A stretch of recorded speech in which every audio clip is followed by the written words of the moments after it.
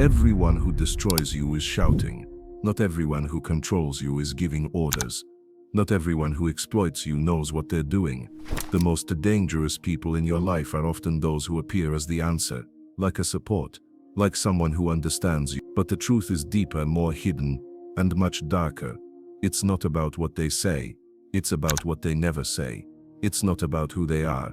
It's about who they pretend to be. In this video I'll show you 6 psychological philosophical masks, subtle, often invisible roles that people take on to gain power, recognition, control, or love, while unconsciously destroying those who trust them. The martyr of meaning. I suffer, so I am right. This person suffers, always. Their pain is deep, philosophical, almost sacred, but their suffering is not liberating. It is a weapon. They use it to justify everything. Their behavior, their demands, their expectations. Their life is an eternal drama, but every act leads to one thing.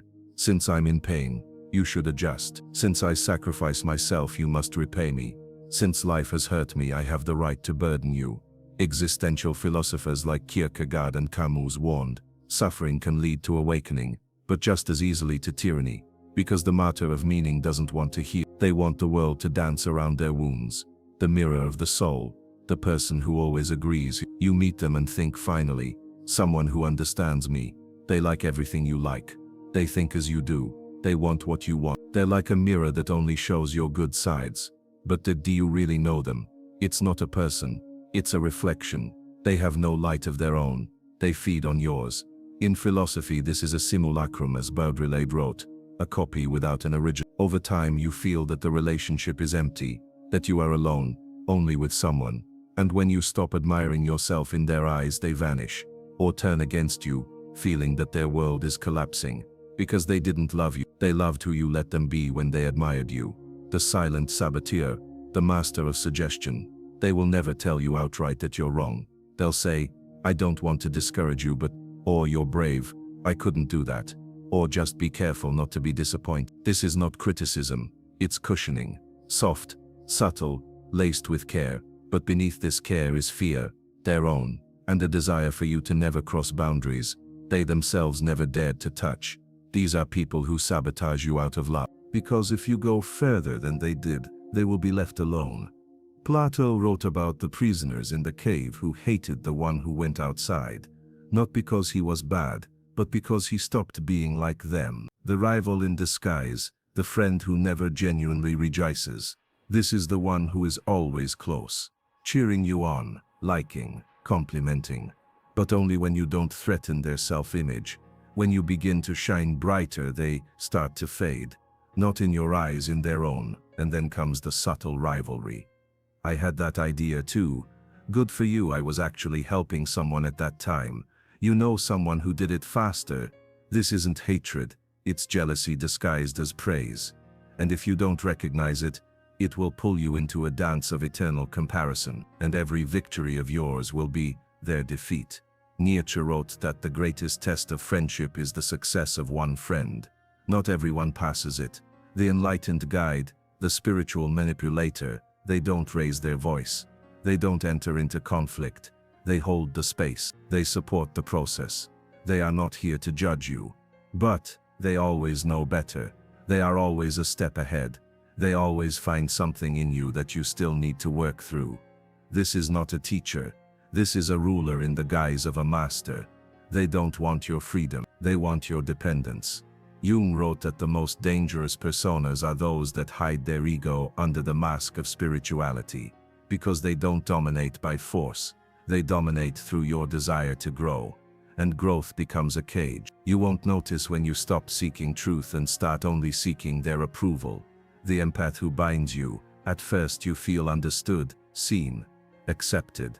They feel everything, every change in tone, every grimace, every word you didn't say. But over time you start to watch yourself. You don't say what you think because you're afraid of hurting them. You don't express emotions because it's too much for them. You begin living for their emotional comfort. And you don't realize that this isn't a relationship, it's a cage lined with care. Jung warned, the person who projects their unintegrated wounds onto the world is not seeking understanding. They're seeking control. An empath who hasn't worked through their boundaries will not be your mirror. They will be your prison, and when you free yourself from it, they will feel betrayed, abandoned, misunderstood, because you stopped being their emotional stabilizer. Each of these masks is not accidental. Each was born from pain, fear, and unresolved pasts. But just because someone suffers doesn't give them the right to hurt others. Your duty is not to heal everyone. Your duty is to recognize when healing has become slavery, because manipulation doesn't always look like violence. Sometimes it looks like care, like support, like love. But if it takes away your freedom, authenticity, and clarity, it's not love. It's a shadow. And as Jung said, we do not become enlightened by imagining figures of light, but by making the darkness conscious. When the mask merges with the face, what makes these masks dangerous is not their existence. We all have them. We need them. They allow us to function in society, at work, in relationships.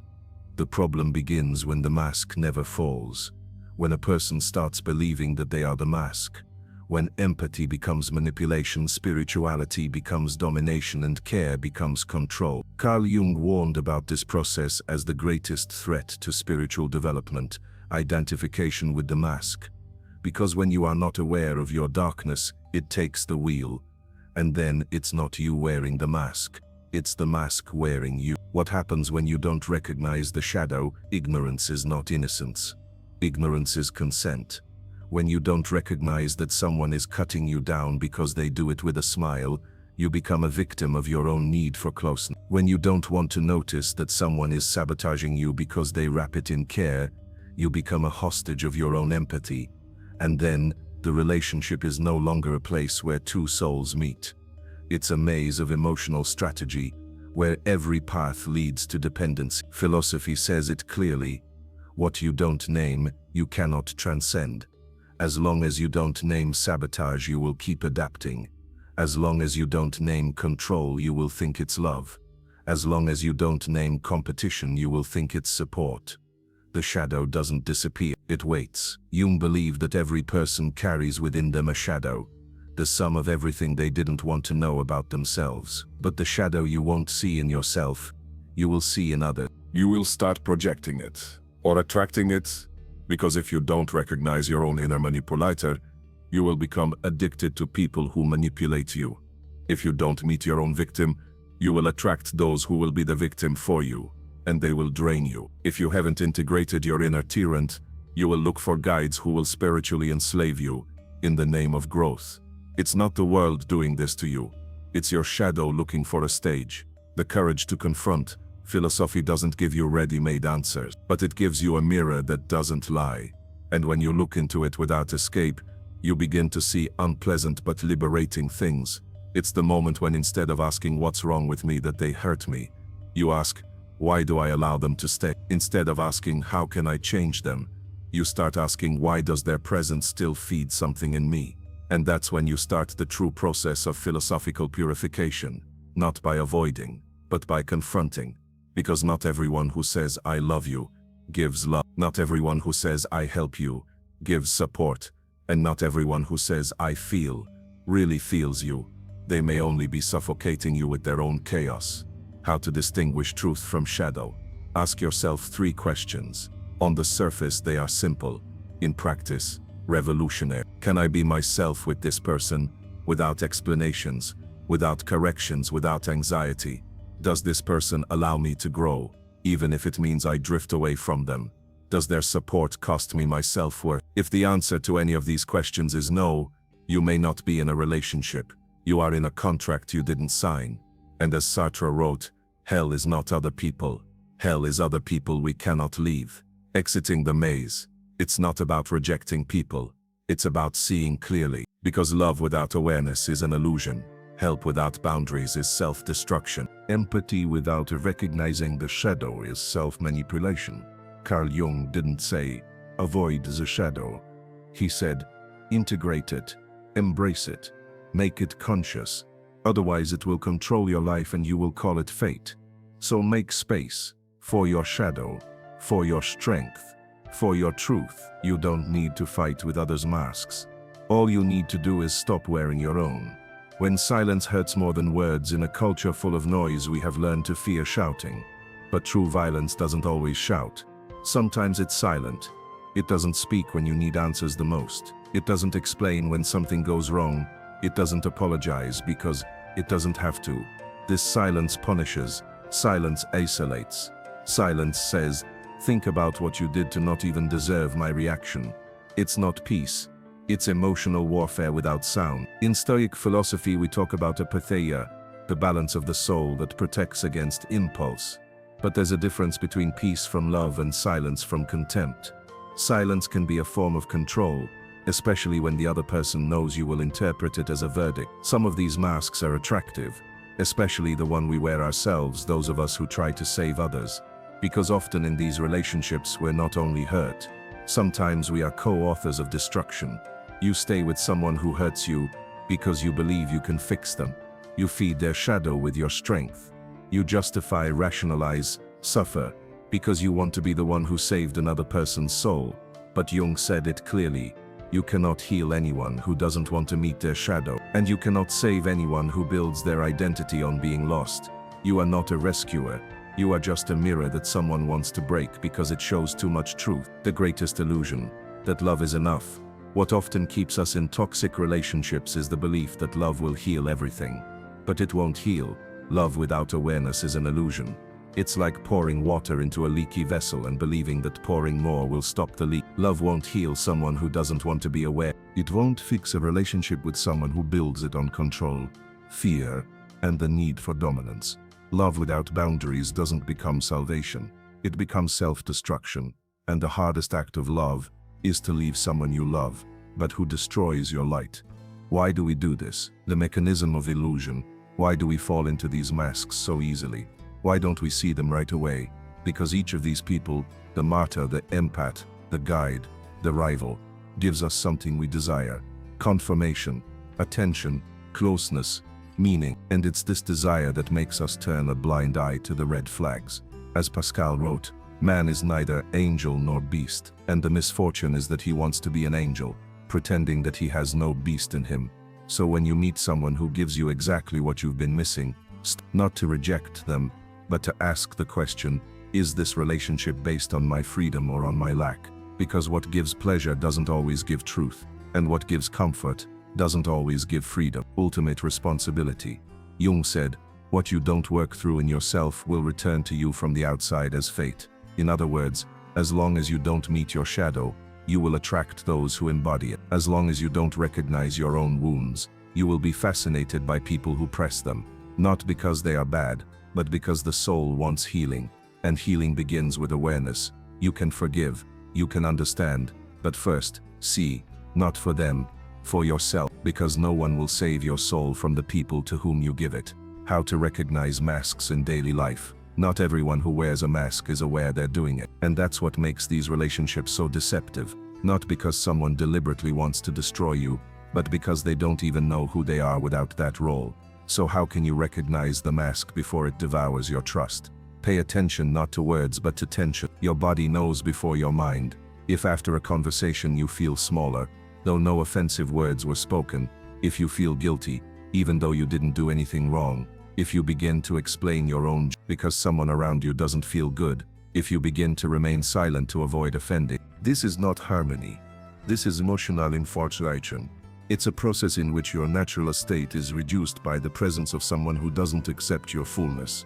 As Nietzsche said, man fears not death the most but transformation which takes away what he knew. And you are afraid to stop being the one who understands everything, who forgives, who endures. But this very fear keeps you in a cage with gilded bars. Solitude, a tool for purification. There is a moment in the journey of awakening that no one advertises. You won't find it in quote graphics. No high vibration coach will tell you about it. It's the silence after detachment. Not heroic, not romantic, but raw, sometimes empty, sometimes painful. Because when you stop feeding others' needs with your presence, when you stop reacting, explaining, saving, the world suddenly goes quiet. It's just you left. And what remains in you, without stimuli, without addictions, without emotional pullers. And then it becomes clear. Can you be, or can you only function around others? It's the moment when philosophy goes silent and only the mirror remains. No comment, no theory, just you and the truth of who you were in others' eyes and who you truly are when those eyes disappear. Unwanted awakening. Awakening is not always liberating. Sometimes it's cruel, because in one moment you see those you trusted were not safe, those you loved were not capable of accepting you, and you yourself for years remained blind because it was easier than seeing. This is not a moment of power. It's a moment of mourning. Mourning for your naivety, for relationships that existed only when you didn't question, for time you won't get back. But it's this feeling that is the gateway, because in it, though it hurts, is freedom. Freedom from illusion, freedom from the role, freedom from the need for anyone else to validate your existence. Not everyone will survive your transformation. This is the hardest truth. Not everyone you started the journey with will stay with you to the end. Not everyone will survive your awakening, because your light dazzles those who have gotten used to your darkness. Not everyone will accept your new version, because the old version was convenient for their manipulation. Calm, obedient, silent. Your task is not to protect them from who you are becoming.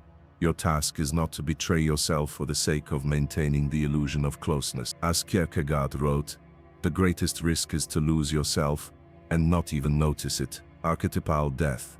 When the old you must die, in Jungian psychology, there is a motif of such ancient truth that it appears in every mythology, every religion, every story of transformation. It is the death of the ego.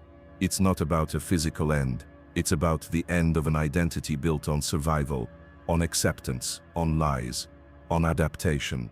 It's the moment when you start to see that you are not who you thought you were, that your relationships were not about love, but about fear, that your smiles were a mask, and your silence, an escape. And then something in you dies. It doesn't scream, it doesn't fight, it just disappears, and you're left empty.